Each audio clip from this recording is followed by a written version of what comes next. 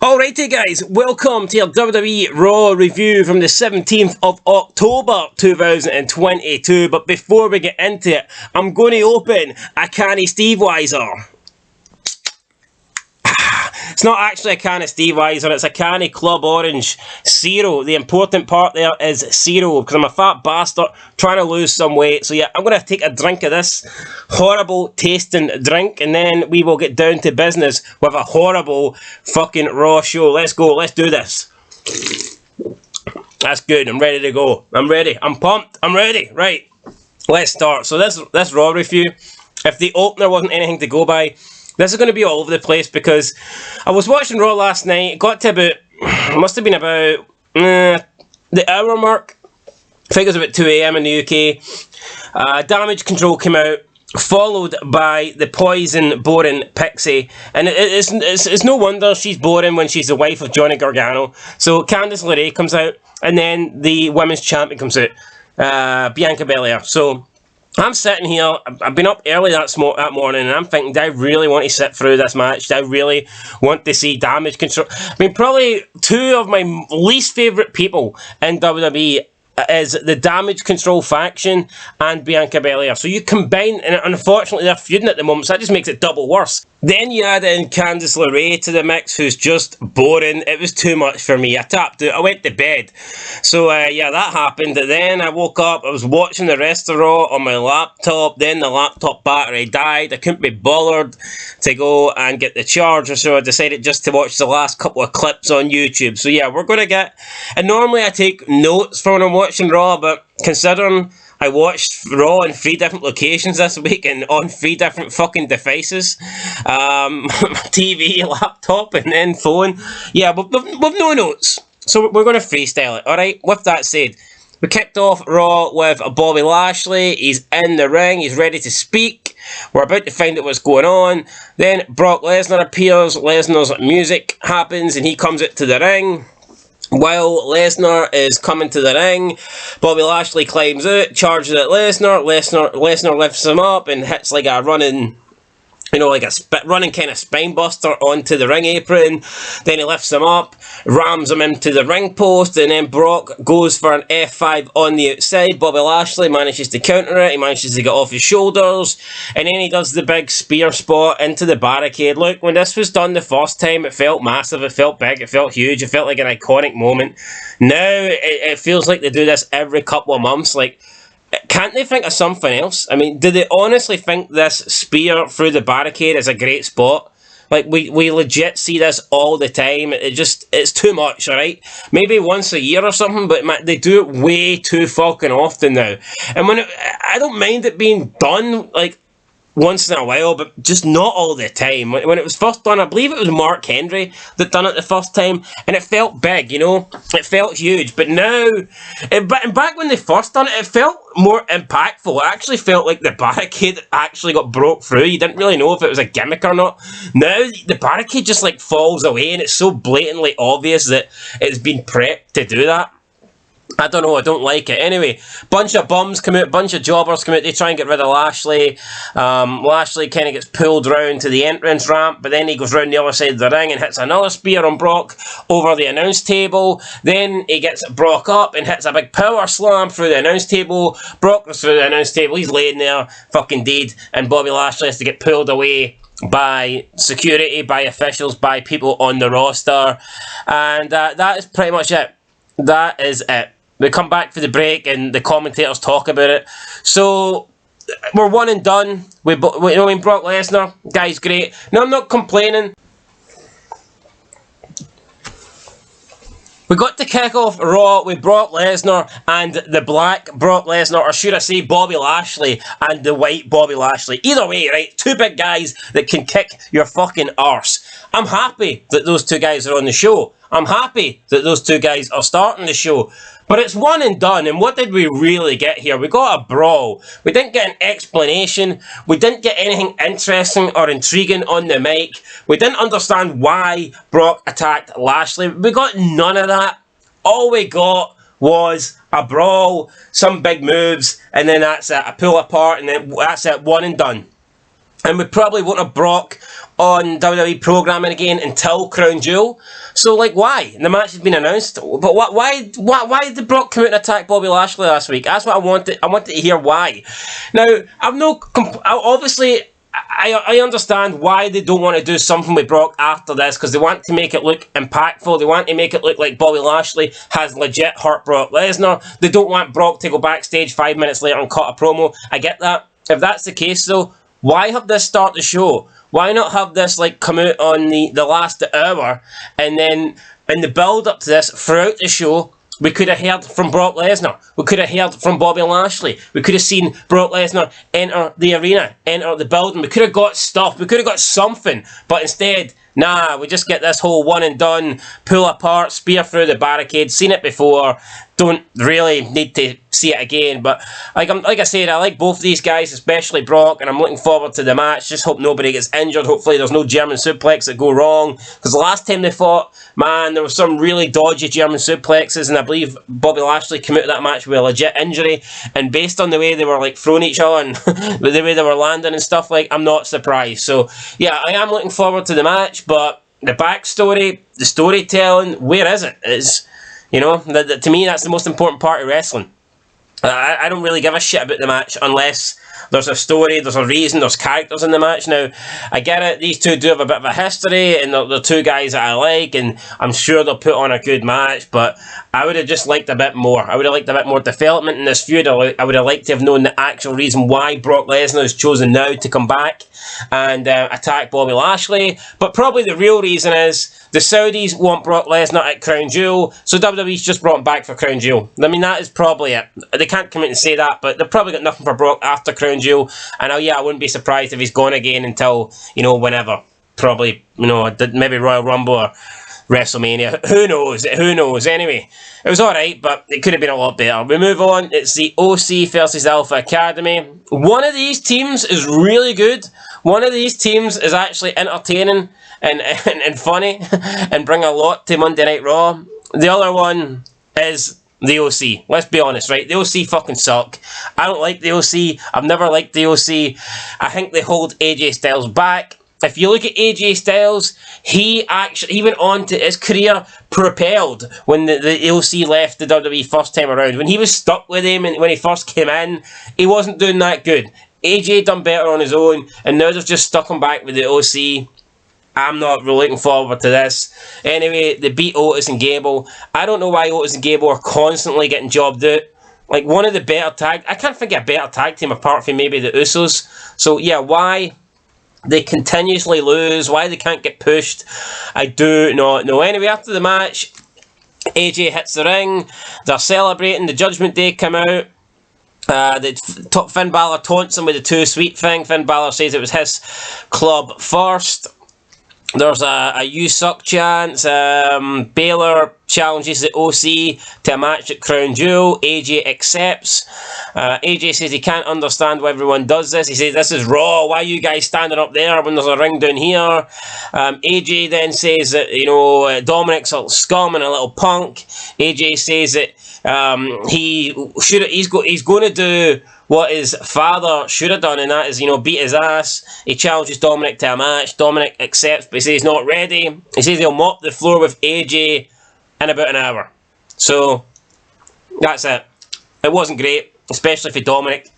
Just did not sound good. I mean, I don't know if he was trying to go with that purposely because he wasn't convinced he could beat AJ, but his promo was pretty poor, man. So, I mean, it is what it is. Still to come, Seth Rollins makes his first title defense against Matt Riddle. Back for commercial. We get, we see a replay of Bobby Lashley losing his match last week. We go back to the ring. Seth Rollins in the ring in a red suit comes out. Basically does nothing, just talks, sings his wee song, doesn't say anything interesting tonight. He says that the reason he tapped out in the fight pit was because he knew he had the match against Bobby Lashley, so therefore I guess he's kind of saving face. He said it was a technical tap out. Then comes Mustafa Ali. Mustafa Ali congratulates Rollins on his win. Ali says he was waiting on Rollins to thank Brock Lesnar for the assist, but Ali says that he won't mention it if he doesn't. Ali then says Lashley promised him the next title shot. Lashley promised him the next title shot, but he realised that the champion has changed, but the challenge remains the same. So Ali says that he wants a shot against Seth Rollins. Rollins is like, yeah, no, I agree, blah, blah, blah. Then Rollins says he can't give him a shot tonight because he's focused on Riddle. Rollins says Ali has two options: stay here and party and celebrate the champion, or get out of Rollins' ring. And then Rollins is like laughing. Ali pulls off Rollins' sunglasses. He says, "Nah, I'm not going anywhere. I want the shot." So Rollins says he's going to give him it. Rollins says he sees Ali helping people out backstage. He's a great friend, a great father, and then he smashes him in the head. So then tosses him at the ring. So yeah, Rollins just kind of takes care of Ali. Then he walks away, walks up the ramp, and that's it, gone. Leaves Ali laying in the middle of the ring. Then we see a white horned limousine pull up backstage, and it's fucking WWE Hall of Famer JBL. We have been saved, guys. I can confirm JBL is back to save the WWE. Then we get the Women's Championship match. Dakota Kai versus Io Sky, Candice LeRae, and Bianca Belair. Right, this is when I switched off last night. I'm not going to go over this whole match, but the offense from Candice LeRae, there was like one particular moment where she was striking both members of Damage Control, and it looked like she was underwater. Her forearm smashes were like moving at 0.2 miles per hour. This looked fucking horrendous. I mean, it honestly looked like she wasn't trying. It's almost like this looked like an indie show. And like the indie promoter told her, "Oh, by the way, I'm not paying you for tonight," and then she was like, half-assing it. That's what this looked like, and I don't understand why people are such fans. Why do people lie? Why do people say that women's wrestling's great? Why do people say they're in love with women's wrestling? Why do they want women to get the same, they want the same amount of time. If a 3-hour Raw, women should get an hour and a half. Women should get the same amount of matches as men. Women should get paid the same. Women should get the same amount of time. There should be the same amount of women's titles as there is men. No, there shouldn't, right? The women fucking suck. They suck. There's a handful, let's be real, right? There's a handful of women that are really great. I don't like Charlotte Flair, but she's pretty great, right? I don't really like Becky Lynch, but I'd be lying if I didn't say she was great. I think Sasha Banks is great. I think Alexa Bliss in the Goddess gimmick was great. I think Ronda Rousey in the ring can be great, but I think promo-wise she lacks a lot. But, I mean, then there's a couple of women that I think are decent, but they need a good opponent. They can't really carry, I'm not going to say they can't carry matches, but there's some women that I don't really see as, like, standouts. I don't see them being, like, the face of the women's division, but they're pretty good in the ring. They can go, but I don't see them as a standout face. But then you've got the rest that are just garbage. So, yeah, I'm not seeing, and I know you could argue that with the men, but nah, for me, the women are fucking horrendous, man. We need less women matches, not more. We need less. Anyway, Damage Control win. Double team on Candice LeRae. Who cares? Then we go backstage. Matt Riddle is stopped by Kathy Kelly. Right now, another thing, people seem to be marking out over Kathy Kelly being back. Kathy Kelly's a hot chick, right? I'm not denying that. But she's nothing special. She is not like an 11 out of 10 in terms of looks. And she's not this, like, I don't know, she doesn't bring... What does she bring as an interviewer? Apart from looks, she doesn't bring like a comedic element. She doesn't bring like an entertainment element. She doesn't bring like a knowledge element. She hasn't got a gimmick. She's just she's a pretty chick that holds a microphone while other people talk, and she asks the occasional question. What does Kathy Kelly have that is so like people are marking it? It's like people are going crazy because Renee Paquette is in AEW. It doesn't mean shit. Now, yeah, Kathy Kelly's a lot better looking than Renee Paquette, and she's not married to a prick, unlike, Renee Paquette, but I don't get it. I honestly don't. Anyway, Riddle walks over to Mustafa Ali. He appears and he says that he promises to give him the first title shot when he wins the United States title tonight. Then we hear screams. We go in the corner and the Miz is screaming out in pain. He's like sitting down. There's like wet floor and he's holding his knee. And the Miz is like, "Oh, my knee, man, I can't fight." And he says he slipped. So he claimed that he slipped on water or something, the wet floor. And he says that he cannot fight Dexter Lumis tonight. There's no way he can compete tonight. He's hurt. And then Riddle and Ali go to get him a doctor. So yeah, it was pretty funny by the Miz. Judgment Day is backstage talking when NXT's Cora Jade walks up. Sorry, pardon me, Cora Jade. The rest of the judgment, Finn Balor says we'll leave Rhea Ripley to handle this. They walk away. And Candice LeRae explains the whole pick your poison situation with Roxanne Perez, who is picking her to face Raquel Gonzalez tomorrow night. And then Cora Jade says she wants Ripley to face Roxanne, and Ripley says she'll happily, take the opportunity to beat up Roxanne Perez. So Ripley says that she's in. Then we come back from that, we go to the ring, and we get WWE Hall of Famer JBL comes out. Crowd are going mental, and JBL is fucking brilliant. He says from the bottom of his heart, in all sincerity to the world, he apologises for doing this in Oklahoma. So he starts ripping down all these fat bums from Oklahoma, and rightfully so. Then the fans are booing JBL. And he starts pointing out how great a state Texas is nearby. And he's like, Texas is just within reach. And why are you people still here? And he kept continuing to bash Oklahoma. And he says that he'd love the state of Oklahoma. But he says he really despises the state and all of these fans. But he said he's got some great news. He says that Rey Mysterio has left Raw for SmackDown, as Dominic Mysterio found out what we've known for years, that Rey is a deadbeat dad, and that he wears that mask because he's ashamed of the person that he is. And then he goes on to talk more about stuff like he continues to bash Oklahoma and praise Texas.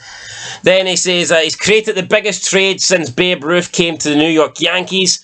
JBL calls for the Sweet Hogs to stand on their feet, put their chubby little hands together, and welcome the greatest addition to Raw ever, Mr. Baron Corbin. So Baron Corbin comes out, new gear, new theme. Unfortunately, the gear looks like shit. The theme doesn't sound good. And it's like, JBL has praised Corbin here. He then says that Corbin's 3 times the size of Mysterio, and the dominance of Baron Corbin starts tonight. JBL then says he asked for competition, and WWE gave him a former world champion. JBL says that Ziggler, so that the former world champion Ziggler, JBL says that Ziggler isn't stealing the show. He's been stealing money from the company for years, because if he was in the Attitude Era, he would have been cut. He wouldn't have made the cut. JBL says, looking at the rest of the roster backstage, they would never have made it. They would have had to watch the show from the crowd like you fans. Then he makes a joke about Hornswoggle. He says if the people in the back were around 15 years ago, then Hornswoggle would have had some competition. Then we get the match, right? So it's Baron Corbin dressed like a fucking Power Ranger or something like that. He takes on Dolph Ziggler. It's a boring match. It's 50-50. Baron Corbin and Dolph Ziggler pretty much fight here right to the end. You couldn't really separate it. Baron Corbin wins.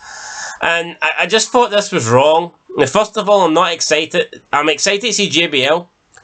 I'm not excited for Baron Corbin. Definitely not excited for Baron Corbin. But I feel like when the JBL announces they've got a former world champion, right? They're supposed to be dead. JBL says that Baron Corbin's dominance starts tonight. Wouldn't this be the perfect time to bring in a local talent?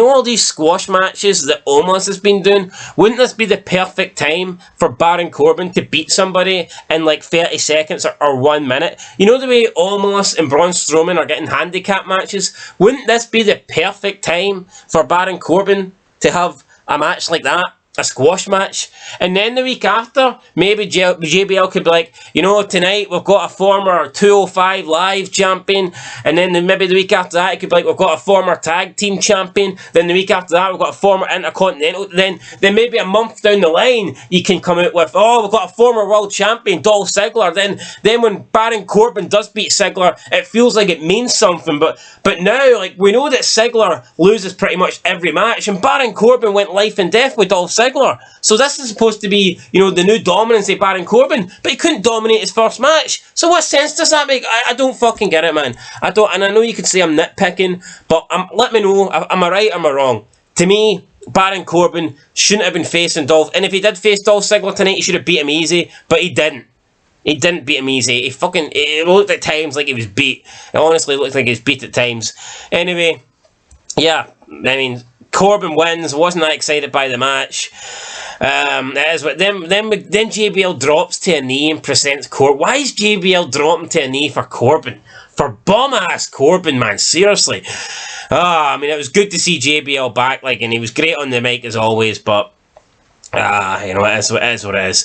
Then Brian Saxton, he approached The Miz in the trainer's room. Miz is still selling the knee injury, but Saxton says that the custodial staff came forward and they said that they saw The Miz pouring water on the floor, then sit on it. He also said that he seen him put a wet floor sign up. Miz can't believe they'd accuse him of staging an incident. He goes on until Johnny Gargano yells through the door about seeing Dexter Lumis in the hallway. This causes The Miz to suddenly jump up with no knee issues at all. Gargano taunts The Miz and walks off. Then Saxton says to The Miz, oh, you made a miraculous recovery. Then Miz plays along and he says he did, and he agrees to fight Dexter Lumis tonight because of his superior DNA has allowed him to heal quicker. But it's unfortunate for he who shall not be named because he is the one who will be injured tonight. And Miz walks off. Then, I mean, pretty good segment for The Miz, but Johnny Gargano just adds absolutely nothing to it. Then we get a look at Bray Wyatt's return on SmackDown. Then we get MVP promo backstage with Omos, saying that Omos is going to SmackDown. Says that Omos will walk up to Strowman, look down at him in his eyes, and make sure that the so-called monster among men understands that the giant fears no man. He says that monsters aren't real, but giants are, and then the camera shows Omos pounding his fists, and I mean, every time I see Omos, I just want to pound my fucking head onto concrete, man. The guy sucks. Then we get the OC backstage with AJ. Grimes appears and he says he's been having problems with the schism on NXT and he could use some help, so he came to Raw to see if you boys want to be his tag team partner. Gallows and Anderson talk about how much money Grimes has, and they say that AJ Styles points out this guy only does like Bitcoin.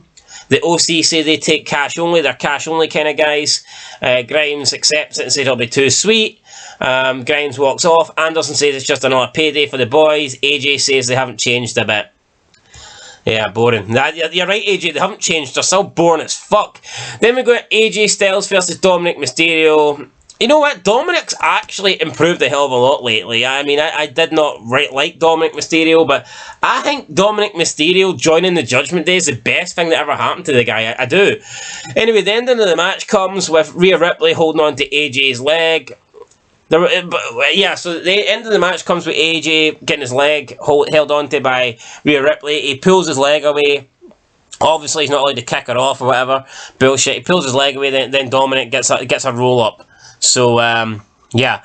But what I noticed, there was a part in this match where I'm going to make a separate video on this, but there's a part in this match where Rhea Ripley, you know what? Fuck it. I'm going to make a separate vid on it.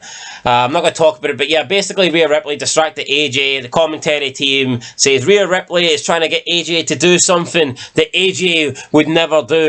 Then AJ says that he would love to knock her out. So yeah, I mean, that was it. I mean, I'll talk more about it. I mean, I think the commentary were actually saying that because what AJ said. I think because AJ says, I would love to knock you out, the commentary team had to go into overdrive. I would not be surprised if someone was in the commentary team's ears and they did not like the comment from AJ and they're telling the commentary team to put over the fact that AJ would never do that, because that came across as weird to me, but I will address it in a separate video. So yeah, Dominic upset win over AJ. AJ can't believe it. Then the Miz is backstage with Johnny Gargano.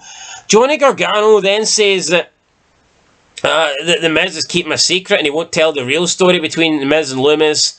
Miz says the truth is he's been victimised by a demented stalker. After he beats him tonight on Raw, he will be gone. Gargano says, okay, good luck with that. Then Miz says when he's done with Gargano, he is going to deal with him. So it looks like we could be getting the Miz versus Gargano probably next week.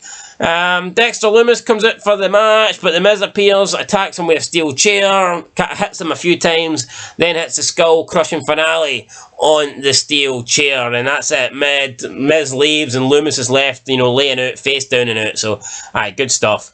Then we go backstage, Brian Saxon is with Damage Control, just really fucking boring here.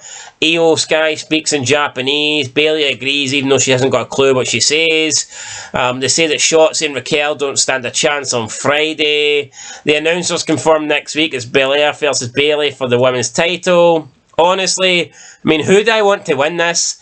I cannot stand Bianca Belair, and I cannot stand Bayley. If Bayley, I don't know. I probably want Bayley to win, but they both fucking suck. Damage Control is horrible, and Bianca Belair is horrible, so no matter who wins, we're going to have a horrible champion. It just depends on who is the most horrible. Probably Bianca Belair, because she's had the belt longer, and I'm just getting sick here, but, who knows, we'll see. Then we cut back to the Miz with Johnny Gargano again, and Gargano says it was a bad move what the Miz done. Dexter won't stop until you give him what he wants. What the fuck does he want?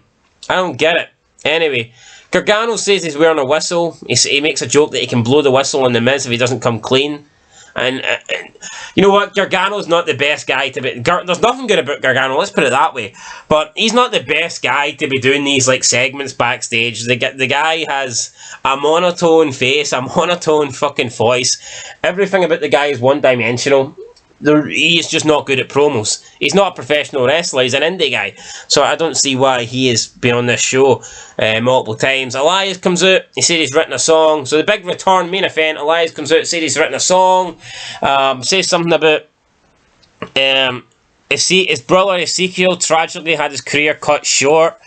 So that's it. Elias says there's a saying in the family, the show must go on. So obviously they've came to the conclusion that horrible Ezekiel thing is over. Thank God for that. Riddle comes out, said he's a huge fan, and he wants to play along with Elias. And then the crowd, all the virgins in the crowd are chanting yes to this. I guess they want Riddle to play along with Elias too. Then Elias promises Riddle one day they'll play together. So then Riddle sits down in the ring. Elias goes to play a song. Seth Rollins comes out, makes the interruption. And that's pretty much it. So, Elias doesn't get to sing his song. And we just go straight to the United States title match. It's Matt Riddle versus Seth Rollins. It was an okay match. It is what it is.